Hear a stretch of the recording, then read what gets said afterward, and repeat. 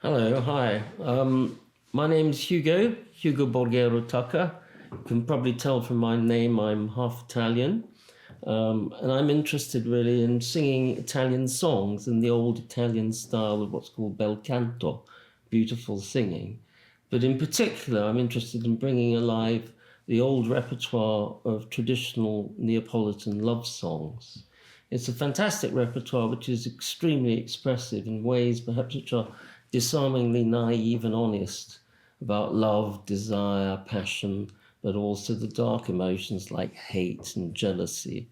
Um, it's a genre which also has some humor and laughter in it, but also sadness as well. It's a kind of mix of both. And it's couched in a language which is extremely expressive, not standard Italian, which I normally speak, but rather something very peculiar to Naples. It's the old Neapolitan dialect, which is very much an oral language, not a written one, and lends itself therefore beautifully to musical expression. So the pieces I'm interested in were originally collected together by a Frenchman called Guillaume Cottrau, who, in the last days of the old kingdom of Naples, before the unification of Italy in the middle of the 19th century, put together a collection of hundreds of traditional popular Neapolitan airs, which he went around the streets of Naples transcribing and recording, and now are in this publication which came out in 1865 and is in the Library of Naples, in which musicians, other musicians, not just me, but me too, have mined for this traditional old music. And the first pieces I'm going to illustrate for you date from about the 1830s, possibly 1839, and each tells its own story. And this one's slightly funny, but also sad. It's about a young man whose courtship of the girl he's fallen in love with has been blocked, perhaps, by the family because they've installed new, shiny Persian blinds in the windows, which stop him from seeing her, he laments in the refrain. And he curses the blinds. You damn blind, you're stopping me from seeing my beloved, lovely girl. And this tradition of the lover being locked out or prevented by a door or a window goes right back to antiquity. And it reminds us that actually the space of Naples goes also right back to antiquity, and very early antiquity, about 1000 BC. It's one of the oldest continuously inhabited cities in the world. And so this music, which I'm singing from the 19th century, emerges from a very old tradition of poetry and music. And I hope you'll find it interesting. This one is called Fenestra Costa Nova Gelosia, a window with your new Persian blind. Gelosia means Persian blind, and you'll hear that word pronounced a lot in the song.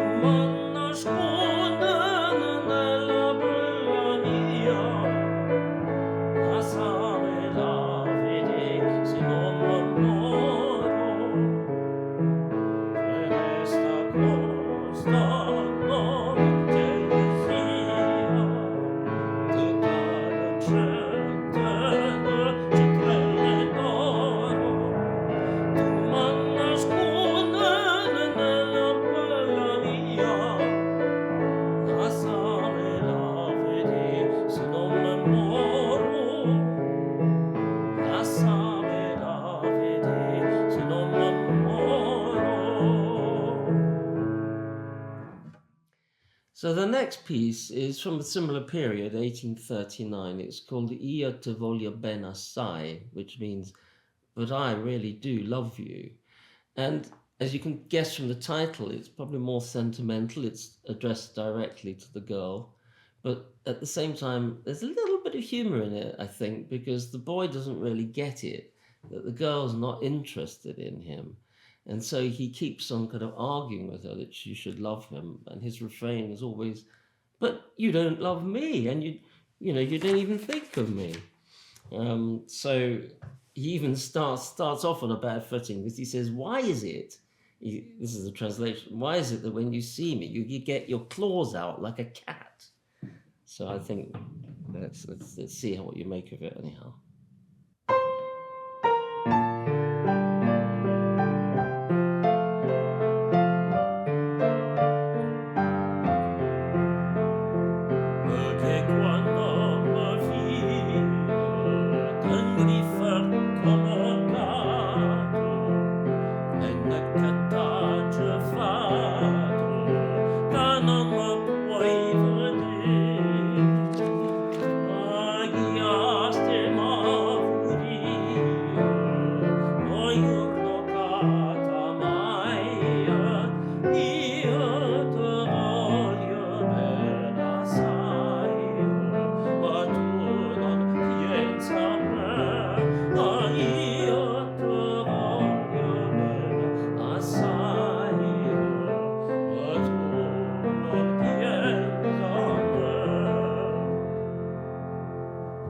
The next piece is from a slightly later period. We're talking about 1885. So the kingdom of Naples is gone and the kingdom of Italy, of United Italy, has come. It's a period which is slightly different in its atmosphere and its style as well.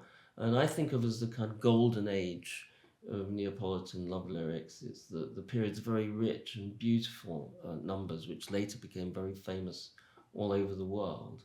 This one is called Era de Maggio, which means it was in Maytime, in the month of May.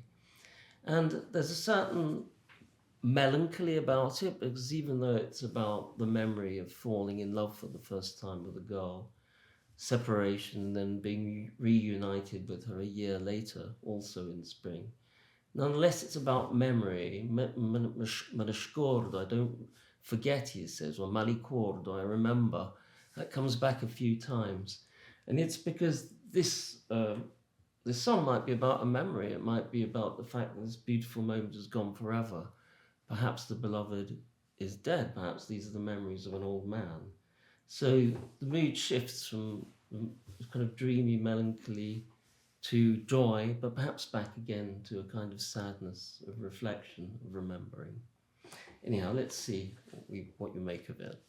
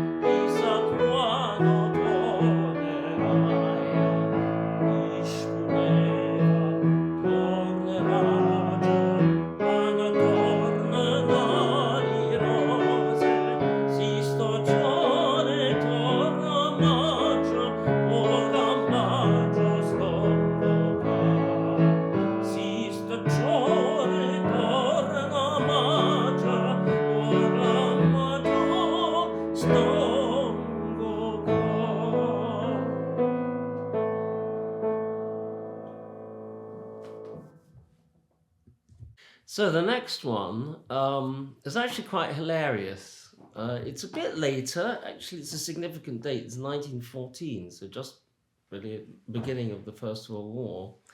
The lyrics were written by a guy called Liberio Bovio, who always wanted to be a writer and a poet, but his mum wanted him to be a doctor. Until he fainted at the first operation he saw, and then his mum said, "Okay, you can be a writer." And she secretly paid for him to be a journalist for the local paper so he could do his writing. And we should be very grateful to her because he wrote this hilariously satirical song called Guaparia, which means kind of showing off. If you're guapo, you're kind of a cool guy. And it's about gangsters who are, cool from a particular area of Naples. This particular gangster who's singing is the head of the gangsters, and he's complaining that he's fallen in love with a girl. He's lost all his coolness, and he's really annoyed with her. So instead of this being a kind of loving serenade, he's kind of come into the street in the middle of the night or the square in order to embarrass her and express his resentment about having been made to fall in love by this woman. And not only that, he's obliged the whole orchestra of the town to come with him, because obviously he's a gangster, he can get people to do what he wants. And so these poor musicians are being dragged into the street in the middle of the night to be the supporting act for his rather drunken song as well. He says, I'm drinking wine, I want to get intoxicated because I actually want to be unpleasant and intoxicate the person I'm singing for. So the introduction is a bit like the little footsteps of the musicians and other people tiptoeing into the square. And then the main accompaniment of the song is the actual slightly kind of bullying, drunken, loutish gangster who's ashamed of the fact he's in love. Here we go.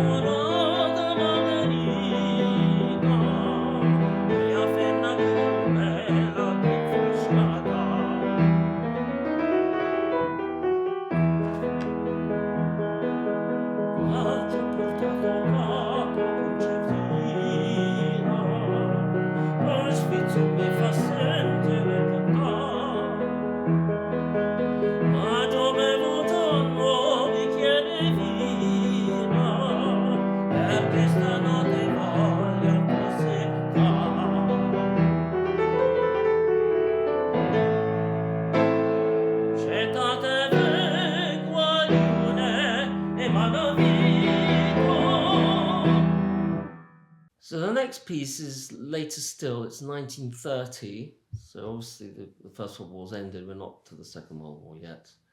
And it's quite a stormy piece, but it's also a piece which is really describing a somewhat implausible but interesting romantic situation. It's a conversation between a guy who's in love with a girl whose name he doesn't mention, and a girl who's apparently the girlfriend of the girl. And the first two verses are really saying to her, look, could you just tell her that I love her, that I can't sleep at night. She's always in my mind. She's so beautiful. I feel such passion for her. It's almost a torment, and so on and so forth. Anyhow, by the time he gets to the third verse, he notices that the girl's got a tear in her eye. And so at this point, he says, why are you crying? Okay, actually, it's you I'm singing about, I'm talking about. You're the girl I love. You're the one who gives me this torment. I love you, I love you. And so the music progresses, but it has right from the beginning this really stormy undertone, because this is kind of suppressed and hidden love, which eventually expresses itself fully and very passionately. It's a passionate song.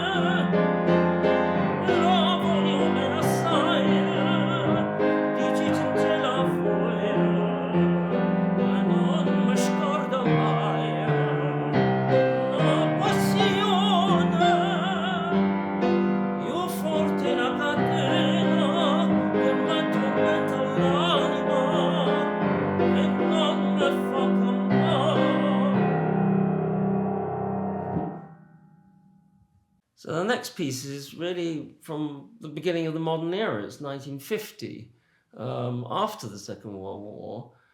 It was a piece which was actually commissioned for a great operatic tenor called Tito Schipa, who was specialized also in singing Neapolitan love songs. And it perhaps shows how much the genre had taken off, because all the kind of great and good, like famous tenors like Enrico Caruso as well as Schipa were singing this stuff as their kind of crossover repertoire in the period.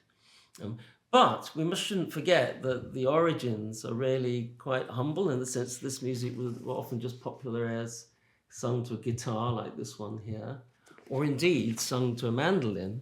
This here is actually a Neapolitan mandolin of the period I'm talking about, the golden era around 1890, 85, made by a mandolin maker in Naples. And so this music was sometimes sung to guitar or mandolin, sometimes piano, and often the scores gave you a choice of different accompaniments. But this one, Anima e Core, though I have a piano accompaniment, was probably meant to be orchestrated for the great Tito Schipa. It's called Anima e Core because it's really about the psychology of complex love. So we're away from the what we might call the romantic simplifications of courtship to something much more modern. A couple who, though they love each other, are having difficulties. They don't realize why, but they keep on arguing, saying bitter words to each other. And the refrain of the song is, look, if you really love me, if we love each other, why the hell are we arguing? Why are we saying bitter words? Let's just hold each other. Tinimo c'è così. Like this, anima e core, heart and soul. And the music, I think, was also meant to be danced to. So you have this idea of dancing couples actually holding each other in what the French would call a slow and slow. It's just a moving song because it's psychologically very real. Here we go.